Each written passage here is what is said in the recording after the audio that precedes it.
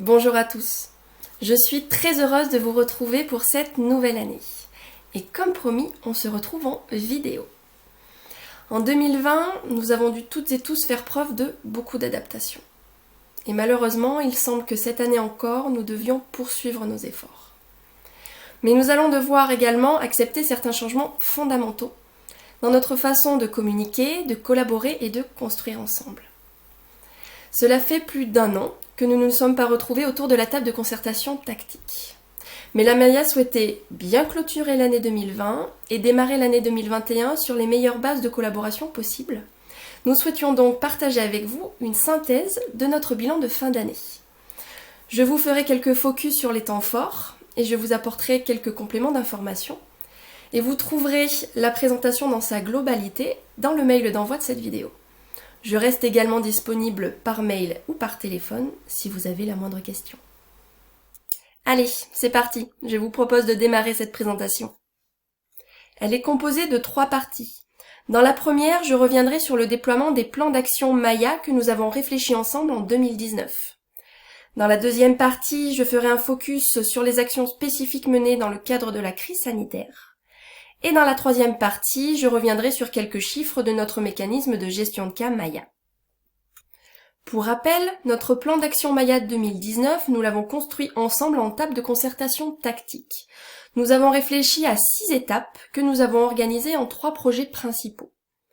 Le premier projet vise à renforcer les compétences des acteurs du territoire dans l'identification de la fragilité à domicile et des situations complexes. Le deuxième projet nous permet de simplifier la procédure d'orientation de ces situations complexes. Et enfin, le troisième projet est dédié aux aidants et plus particulièrement à l'offre qui leur est dédiée et l'optimisation de leur parcours. En 2019, nous avons lancé ces 3 projets en parallèle, en organisant différents groupes de travail. Mais vous vous en doutez, en 2020, le déploiement de l'ensemble de ces projets a été fortement ralenti en raison de la crise sanitaire. Nous avons choisi de concentrer notre premier semestre sur 3 missions principales. Tout d'abord, la concertation. Nous avons organisé des diagnostics de territoire partagés pour identifier les difficultés et les besoins des usagers et des professionnels. Nous avons ensuite créé de nouveaux outils et nouvelles procédures pour répondre à ces besoins. Et enfin, nous avons renforcé nos outils de communication pour assurer la bonne diffusion de l'ensemble de ces informations.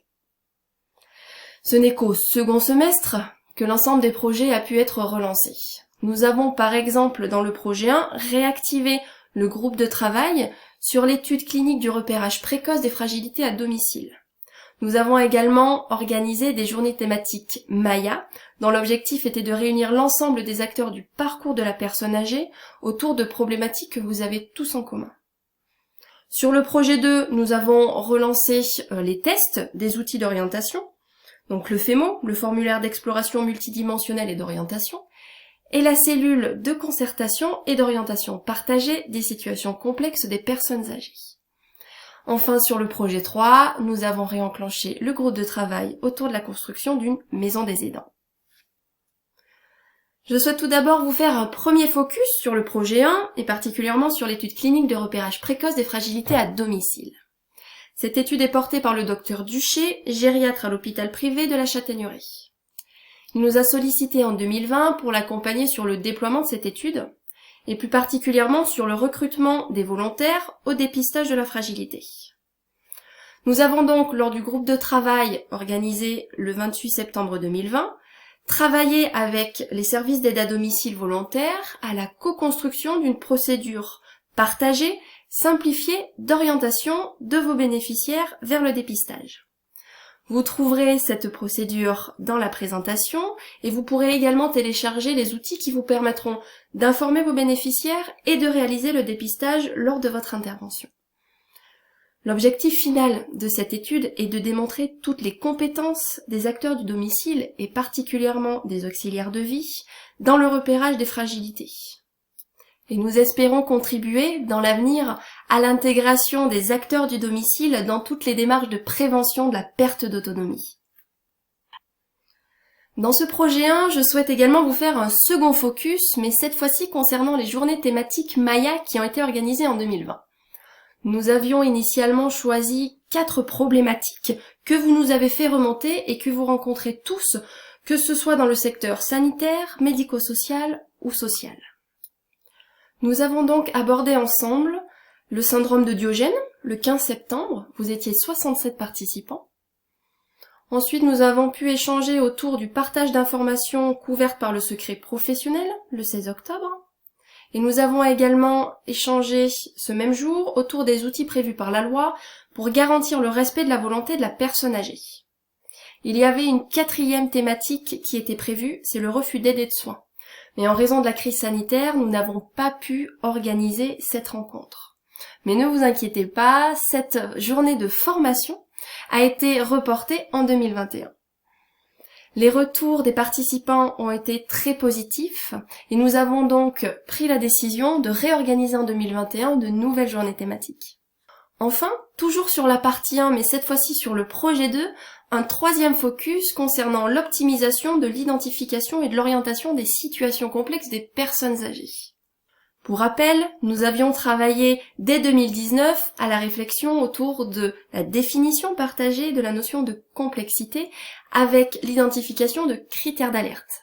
Nous avions ensuite initié la construction de plusieurs outils complémentaires permettant à tout professionnel d'identifier une situation complexe et de l'orienter vers le bon dispositif d'appui ou la bonne ressource du territoire. Et en 2020, nous nous sommes concentrés sur le déploiement du FEMO, formulaire d'exploration multidimensionnelle et d'orientation. Nous l'avons testé et nous l'avons fait évoluer.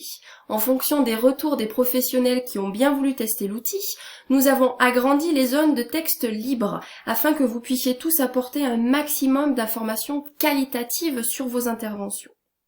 Nous avons également greffé en dernière page la nouvelle procédure pour orienter vos situations vers la cellule de concertation et d'orientation partagée des situations complexes personnes âgées. Vous pouvez bien sûr retrouver cet outil sur le nouveau site internet de l'association Gérontonomie. Vous avez le lien sur la présentation. Et pour rappel, cet outil a été pensé pour faciliter au maximum la démarche d'orientation pour le professionnel. Ce qui signifie qu'aujourd'hui, si vous identifiez une situation complexe et que vous ne connaissez pas forcément toutes les ressources du territoire, il vous suffit de remplir le FEMO et de l'envoyer sur l'adresse mail sécurisée de la Maya. Nous étudierons ensuite la situation en cellule de concertation et d'orientation partagée et nous pourrons identifier ensemble quelle est la ressource du territoire la plus adaptée pour répondre à l'ensemble des besoins de l'usager, de l'entourage et des professionnels. Et les résultats de cette cellule obtenus en 2020 sont plutôt encourageants.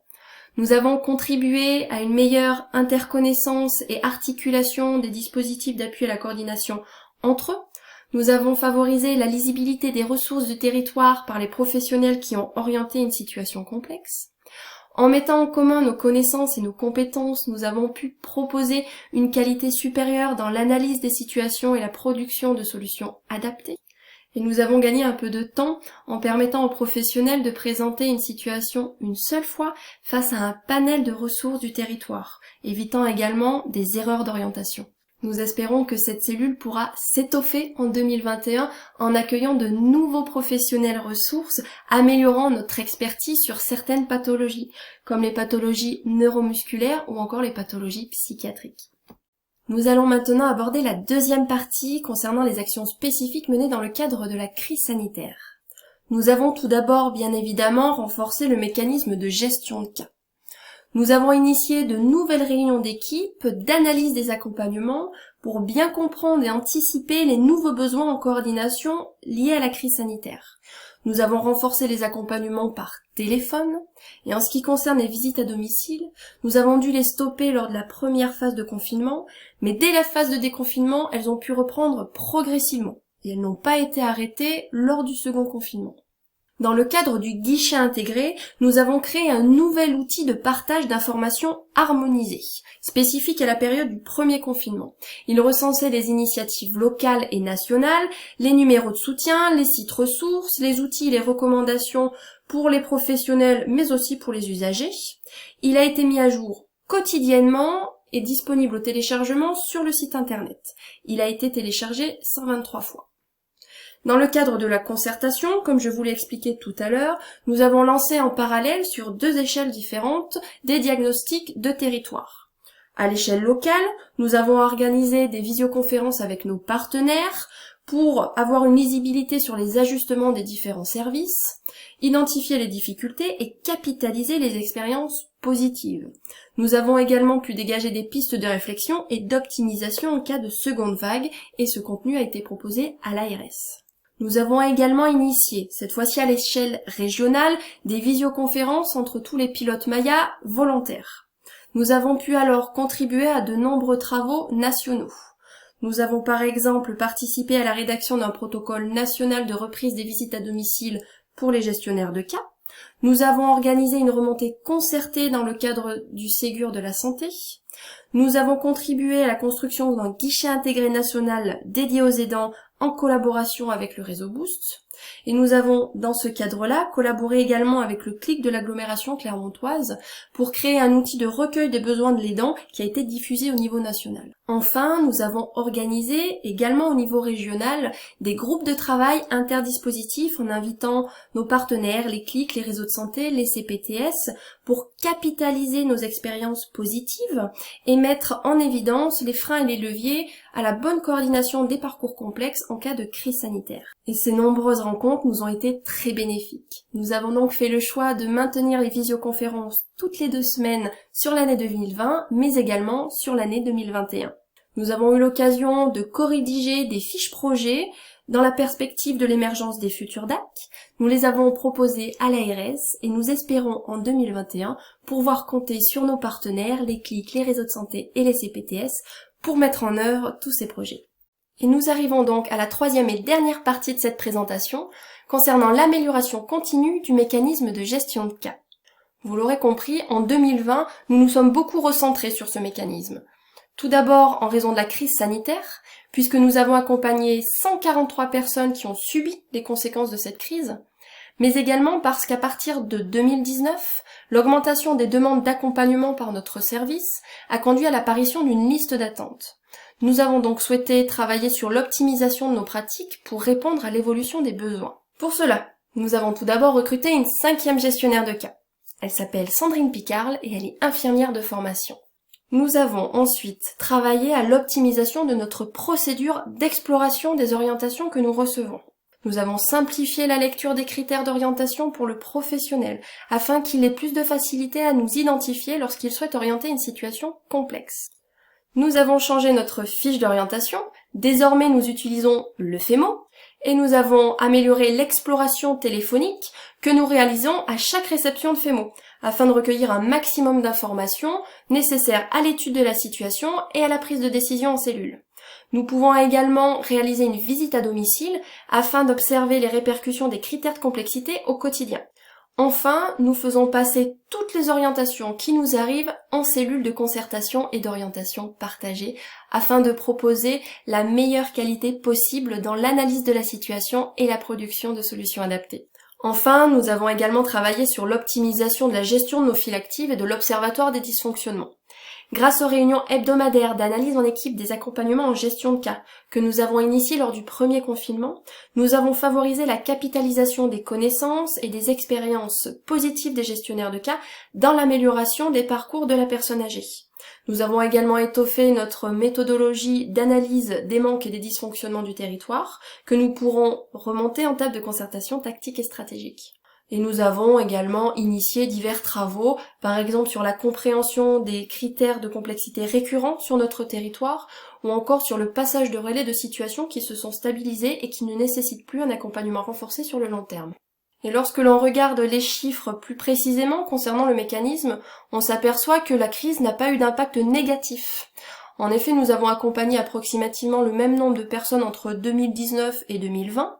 Nous avons également eu pratiquement le même nombre d'orientations, malgré le fait que nous ayons dû supprimer 2 cellules de concertation lors du premier confinement.